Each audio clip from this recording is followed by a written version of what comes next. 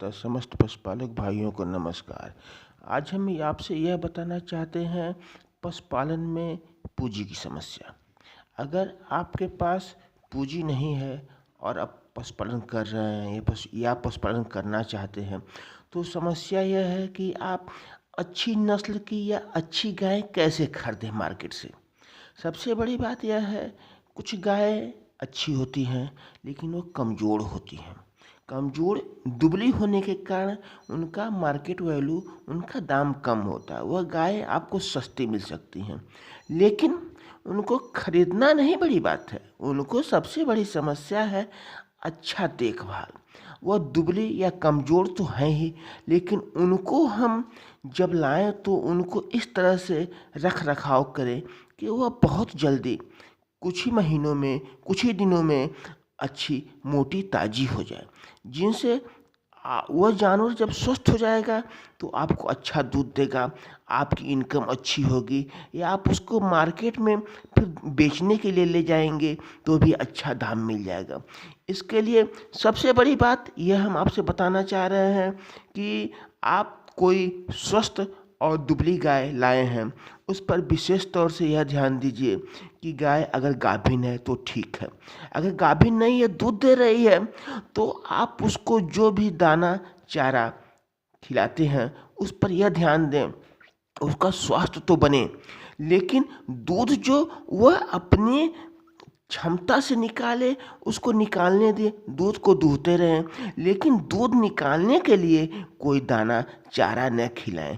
उससे यह होगा, गाय आपकी कमज़ोर दुबली है, वह तो दूध तो निकालेगी लेकिन उसकी शरीर अच्छा नहीं होगा। हाँ, जो आपके गाय की दूध की क्षमता है, जब आपकी गाय स्वस्थ और मोटी हो जाएगी तो स्वयं ही जो दूध उसकी क्षमता के अनुसार रहेगा वह दूध देने लगेगी।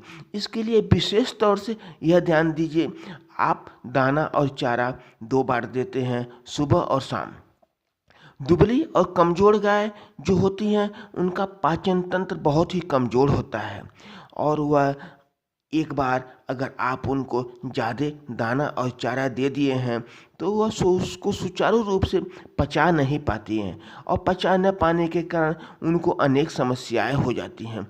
इसके लिए हम आपको यही सुझाव देना चाहते हैं, पशुपालन के व्यवसाय में अगर आप कमज़ोर और अच्छी गाय, दुबली गाय लाए हैं तो उसको विशेष तौर से यह ध्यान दीजिए, उस गाय को आपसे 3 से 4 बार दिन भर में थोड़ा थोड़ा चारा और दाना दें।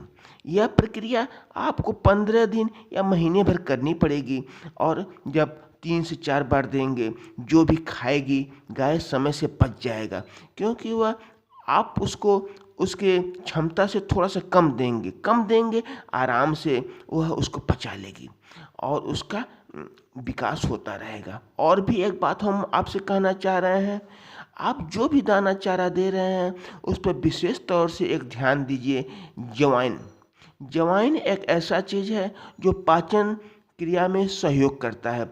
दुबली गायों को पाचन क्रिया में जब जब आप दाना और चारा देते हैं, कुछ मात्रा जवाइन का उसमें मिलाते रहें और जो भी दाना आप देते हैं उनको उबाल कर दें। उबाल कर देंगे तो उनका लीवर जो है नहीं खराब होगा, क्योंकि कमजोरी के कारण उनके सभी तंत्र कमज़ोर हो जाते हैं और जवाइन जो देंगे वह उनकी पाचन क्रिया में सहयोग करेगा और वह जानवर बहुत जल्दी स्वस्थ हो जाएंगे।